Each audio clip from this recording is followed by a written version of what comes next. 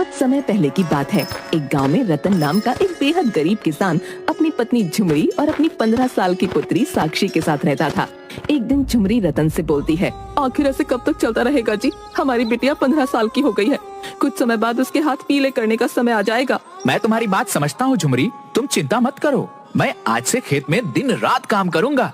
तुम्हारी मेहनत करने से क्या फायदा? तुम्हारी सारी फसल तो जमींदार ले लेता है। इतनी मेहनत करने के बावजूद हम सबको 2 वक्त का पेट भर भोजन भी नसीब नहीं होता। काश हमारा कोई पुत्र होता तो हमारे बुढ़ापे का सहारा बनता। ईश्वर पर भरोसा रखो, सब कुछ ठीक हो जाएगा। इतना बोलकर रतन अपने खेत पर चला गया और मेहनत से खेत पर हल चलाने लगा। रतन को हल चलाते हुए कुछ ही समय हुआ था कि तभी गांव का जमींदार आ धमका। अब तुम्हें खेत में मेहनत करने की कोई जरूरत नहीं है रतन। मैं आपकी बात का मतलब नहीं समझा जमींदार साहब। अगर मैं मेहनत नहीं करूंगा तो अपने परिवार का पेट कैसे पालूंगा? मैं तुम्हें मेहनत करने से नहीं रोक रहा। तुम्हें मेहनत करनी है तो जाओ, जाकर दूसरे के खेत में मेहनत करो, मेरे खेत में नहीं। ये क्या कह रहे हैं आप? मैं अपने ही खेत में तो काम कर रहा हूँ, ये मेरा ही खेत है। ये अब तुम्हारा खेत नहीं, ये तुम्हारा खेत था, अब ये मेरा खेत है। तुम्हारी याददाश्त शायद कमजोर हो गई है रतन। कुछ समय पहले तुमने मुझसे कर्ज लिया था जो तुम अभी तक चुका नहीं पाए हो। झूठ मत बोलिए जमींदार साहब, हर साल मेरी लगभग सारी फसल तो आप ले जाते हैं, लेकिन आपका जो कर्जा है वो चुकने का नाम ही नहीं ले रहा। वाह, लेते हुए तो बड़ा मुस्कुराते हुए गए थे और देते समय आंखें दिखा रहे हो। अब तक मैं जो भी फसल ले गया हूँ वह सब ब्याज थी। जब तक तुम मेरी असल नहीं चुका देते तुम अपने खेत में काम नहीं कर सकते। अब तुम यहाँ से जा सकते हो। किसी माई के लाल में अगर हिम्मत है तो मेरे खेत से मुझे निकाल कर दिखाए, सारी दादागिरी खत्म कर दूंगा उसकी। अच्छा, क्या कर लोगे तुम? अपनी पुत्री को लड़ने के लिए बुलाओगे? क्योंकि तुम्हारा कोई पुत्र तो है नहीं जो तुम्हारे लिए हमसे लड़ने आएगा।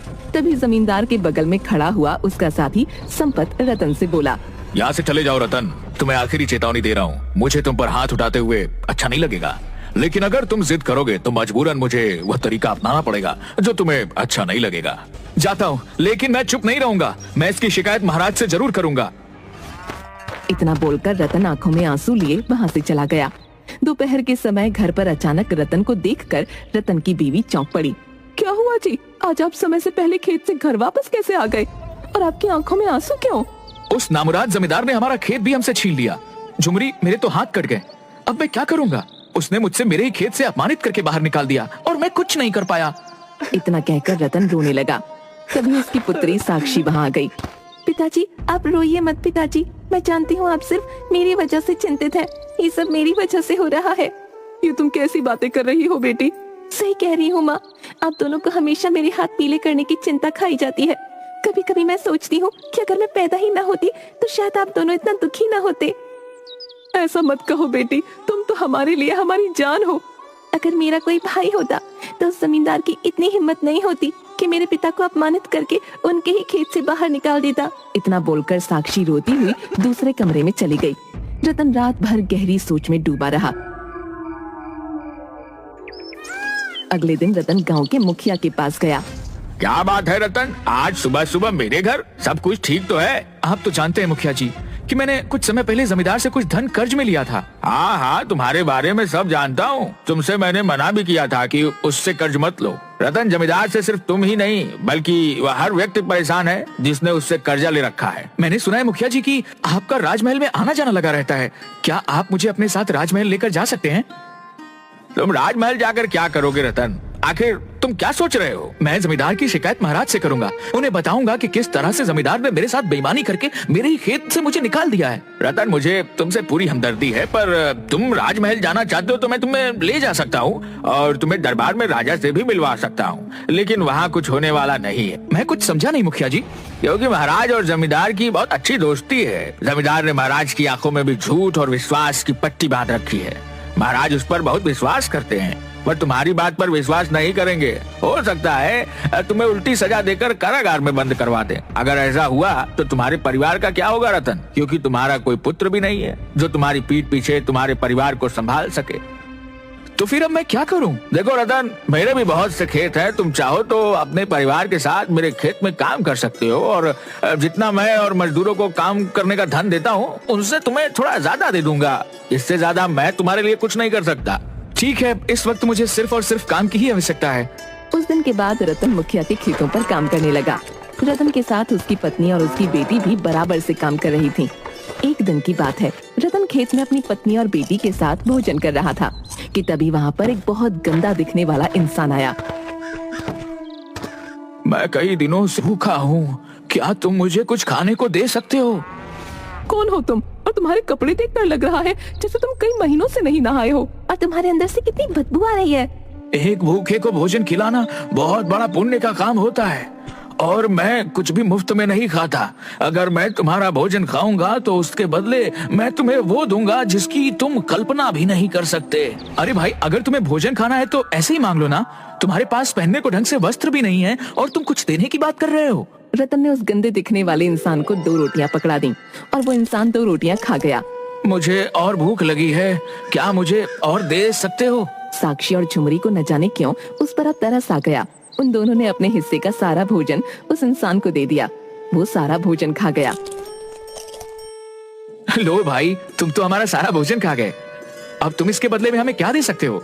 रतन ने इतना कहा ही था कि तभी उस व्यक्ति ने जमीन से गीली मिट्टी उठा ली। उसने झुमरी और रतन के पसीने की कुछ बूंदें उस मिट्टी में मिला दी और उस मिट्टी से एक सुंदर दिखने वाले लड़के का पुतला बना दिया। यह लो, इसे धूप में सुखा देना और रात में अपना दरवाजे के पास रख देना। इतना कहकर वो व्यक्ति वहाँ से चला गया। मुझे तो ये कोई पागल लगता था जी, ये क्या कहकर गया, मेरी तो कुछ समझ में नहीं आया। लेकिन माँ, इसने मिट्टी से पुतला कितना सुंदर बनाया। पिताजी देखो ना, कितना सुंदर लड़के का पुतला है। अगर हमारा कोई पुत्र होता तो शायद कुछ इसी तरह का दिखता। झुमरी और रतन अपने अपने काम पर लग गए, मगर साक्षी ने उस गीली मिट्टी के पुतले को धूप में रख दिया और वो उसे देखती रही। कुछ घंटे बाद वो सूख गया। रात के समय साक्षी ने उसे अपने घर के दरवाजे पर रख दिया। अरे बेटी, ये तुम क्या कर रही हो? पिताजी, आपने सुना नहीं था उस व्यक्ति ने क्या कहा था? अरे वो कोई पागल था, तुम भी उसकी बातें सुनकर उटपटांग हरकतें करने लगी। अब सो जाओ, सुबह जल्दी उठना है। साक्षी चारपाई पर लेट गई, मगर उसकी आंखों से नींद कोसों दूर थी।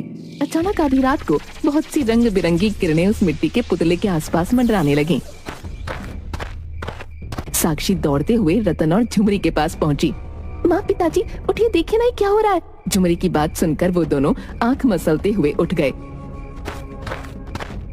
ये क्या हो रहा है? मुझे तो अब डर लगने लगा है जी, आखिर वो पागल इंसान क्या देकर गया है। झुमरी ने इतना कहा ही था कि तभी देखते ही देखते वो मिट्टी का पुतला एक सुंदर 20 वर्षीय नवयुवक में परिवर्तित हो गया। रतन, झुमरी और साक्षी उसे देखकर बुरी तरह से डर गए।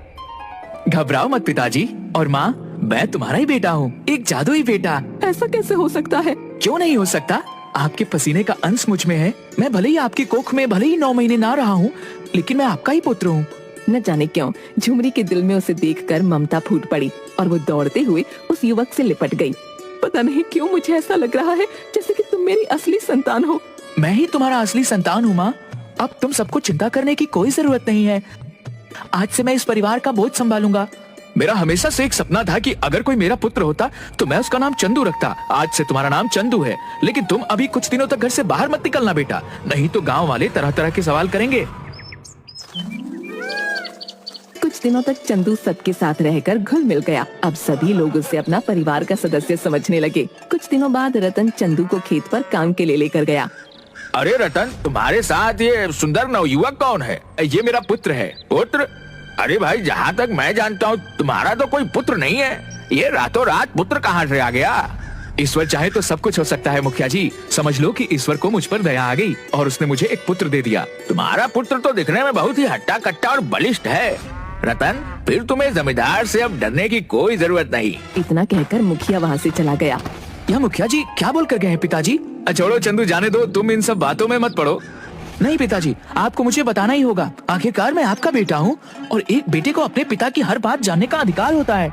रतन ने सारी घटना चंदू को बता दी। अच्छा, तो इसका मतलब यह है कि मेरे पिता की जमीन पर जमींदार ने कब्जा कर रखा है। आप चलिए मेरे साथ। लेकिन चंदू, तुम नहीं जानते जमींदार बहुत ही धूर्त और मक्कार व्यक्ति है और बहुत शक्तिशाली भी है। मेरे पास सुबह में भी ताकत कम नहीं पिताजी। लगता है आपको मेरी शक्ति का अंदाजा नहीं है। चलिए आप मेरे साथ। जब हमारा खेत स्वयं मौजूद है तो हम दूसरों के खेत में काम क्यों करें? चंदू सारे परिवार को अपने खेत पर ले गया। अचानक रतन, झुमरी, साक्षी और उस युवक को देखकर जमींदार हैरत से रतन की ओर देखकर बोला, तुम यहाँ पर क्या कर रहे हो रतन? रतन के बोलने से पहले चंदू जमींदार की आंखों में आंखें डालकर बोला, ये मेरे पिताजी हैं और ये मेरी माँ है और मैं इस लड़की का भाई हूँ और मैं अपने खेत में हल चलाने के लिए आया हूँ और तुम सब लोगों को यहाँ से धक्के देकर बाहर निकालने के लिए आया हूँ। ये क्या बचपना है रतन? जहाँ तक मैं जानता हूँ तुम्हारा कोई पुत्र नहीं है। तो अब जान लो, ये मेरा ही पुत्र है। आखिर ये चल क्या रहा है? लेकिन अगर तुम सीधी तरह से इस खेत से यहाँ से नहीं गए तो मुझे मजबूरन तुम सबको धक्के देकर यहाँ से बाहर निकालना पड़ेगा। वो तरीका भी आजमा कर देख लो जमींदार। मैं तुम्हें कुछ समय का मोहलत देता हूँ, अपने आदमियों के साथ यहाँ से निकल जाओ। शायद तुम नहीं जानते बच्चे, तुम्हारे पिताजी ने मुझसे कर्ज लिया था। मेरे पिताजी ने तुमसे जितना कर्ज लिया था उससे कहीं ज्यादा तुम उनकी फसल छीन कर ले गए। तुम्हारा कर्जा चुकता हो गया, अब तुम यहाँ से जा सकते हो। चंदू की बात सुनकर जमींदार का आदमी संपत क्रोधित हो गया। वो जैसे ही चंदू को मारने के लिए आगे बढ़ा, चंदू ने एक मुक्का संपत के मुंह पर जड़ दिया। संपत वहीं बेहोश हो गया। ये देखकर जमींदार डर गया। मैं चुप नहीं रहूंगा, इस मामले को महाराज तक लेकर जाऊंगा। जहाँ ले जाना है वहाँ ले जाओ, मगर इस वक्त यहाँ से चले जाओ, नहीं तो महाराज के पास तुम अपनी दोनों टांगों पर चलकर नहीं जाओगे। जमींदार डरकर सारे आदमियों को वहाँ से लेकर चला गया।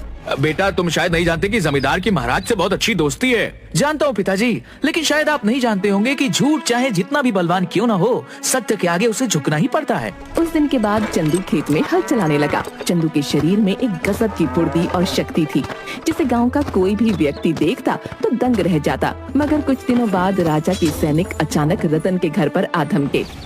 तुम्हें अभी इसी वक्त महाराज के महल में चलना होगा, ये महाराज का आदेश है। रतन और चंदू उन सैनिकों के साथ सीधे राजमहल चले गए। राजमहल में राजा के बगल में जमींदार बैठा था। अच्छा, तो तुम हो जिसने मेरे मित्र को सबके सामने अपमानित किया। मैंने आपके मित्र को अपमानित नहीं किया राजन, बल्कि आपके मित्र ने मेरे पिता के साथ धोखा किया है। बकवास बंद करो, मैं सब जानता हूँ। तुम इस रतन के पुत्र नहीं हो, मुझे जमींदार ने सब कुछ बता दिया है। रतन का पुत्र है ही नहीं, तो फिर तुम कौन हो? महाराज, ये कोई जासूस है, इसे पकड़कर कारागार में बंद कर दीजिए, ये आपकी राजगद्दी के लिए खतरा है। मेरा भी शक यही है। मैंने गांव में अपने गुप्तचर भेजकर पता करवाए हैं और मुझे पता यही लगा है कि रतन का कोई पुत्र है ही नहीं। यह जरूर किसी दूसरे देश का जासूस है जो बहरूपिया बनकर मेरा राज्य मुझसे छीनने आया है। राजा ने इतना कहा ही था कि तभी उस राजमहल में अजीबोगरीब रंग बिरंगी किरणें मंडराने लगीं और देखते ही देखते उन किरणों में वही गंदा दिखने वाला व्यक्ति सबके सामने आ गया। वो अचानक एक साधु में परिवर्तित हो गया। कौन है आप? मैं एक साधु हूँ महाराज। रतन बिल्कुल सही कह रहा है, यह पुत्र उसी का है। लेकिन साधु महाराज, रतन का तो कोई पुत्र है ही नहीं। हाँ, यह सत्य है कि रतन का कोई पुत्र नहीं है। रतन की गरीबी देखकर मुझे उस पर दया आ गई और मैंने एक मिट्टी के पुतले में रतन और उसकी पत्नी का पसीना मिलाकर एक पुतला बनाया और उस पुतले में इन दोनों की पुत्र प्राप्ति की सच्ची श्रद्धा से जान आ गई। अब यह रतन का ही पुत्र है और जमींदार झूठा है। हाँ महाराज, आपके मित्र ने आपका नाम लेकर समाज में डर और भय का माहौल बना रखा है। इसने बेईमानी से मेरा खेत मुझसे छीन लिया था। राजा क्रोधित होकर जमींदार से बोला, क्या यह सही है? मुझसे गलती हो गई, मुझे क्षमा कर दीजिए महाराज। इस धोखे के लिए तुम सजा के अधिकारी हो। सिपाहियों, कारागार में बंद कर दो इस कपटी को। क्षमा महाराज, क्षमा। रतन, मैं तुम सबका क्षमा प्रार्थी हूँ। अब तुम राज्य में अपने परिवार सहित सुखी जीवन यापन करो। धन्यवाद महाराज। इसके बाद रतन अपने परिवार के साथ खेती कर खुशी खुशी रहने लगा। किसी ने सच ही कहा है, झूठ चाहे कितना भी बलवान क्यों न हो, उसका पतन पक्का